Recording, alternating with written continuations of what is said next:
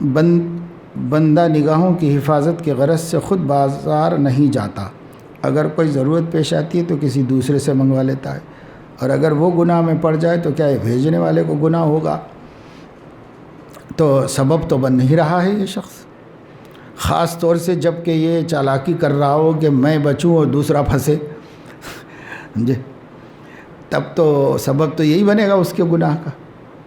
یہ نہیں، یہ مسئلے کا حل نہیں۔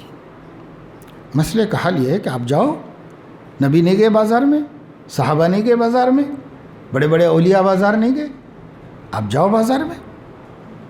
بلکہ بعض صحابہ تو بازار اس لیے جاتے تھے کہ ایمان کو مضبوط کریں، کیونکہ بازار میں بدنگاہی ہونے کا خطرہ ہے، ہم بدنگاہی سے بچیں گے، ایمان کو ایک درجہ بڑھا کریں، ایک درجہ بدلیں گے۔ بدلتہ ایماناً، اس کو حاصل کرنے کے لیے گئے۔ تو اپنے نفس، اپنے آپ پر اتنا اعتماد پیدا کرو، بھروسہ کرو اور کوشش کرو اور جاؤ، اور نگاہیں بھی بچاؤ، اپنا کام خود کر کے لاؤ۔ اب یہ تو خود غرضی ہے کہ صاحب میں گناہ سے بچ جاؤں اور دوسرا پھنس جائے۔ اچھا، ہمیں اپنے بارے میں تو پھر بھی یقین ہے کہ ہم بچنے کی کوشش کریں، بچ سکتے ہیں، دوسرے کے بارے میں تو یہ یقین بھی نہیں کر سکتے، پتہ نہیں اس کا کیا مزاج ہے، اور وہ یہی سب تماشے کرتا ہوا جائے گا، تماشے کرتے ہوا آئے گا ہماری وجہ سے۔ ہمیں تو کم سے کم خوف خدا ہے کہ ہم وہ 10 کرتا ہوگا، ہم 5 کریں گے۔ تو اپنا بوجھ دوسرے پر نہ ڈالو، خود کرو، اور اگر ایسا کاموں سے بچتے رہیں گے تو مجاہدہ کب ہوگا اور ریاضت کب ہوگی، اور کب نفس کا مزاج بدلے گا؟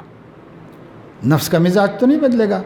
اگر یوں آپ کو 10 سال بھی بازار جانے کی نوبت نہیں آئی اور آنکھیں آپ نے بچا لیں بازار کے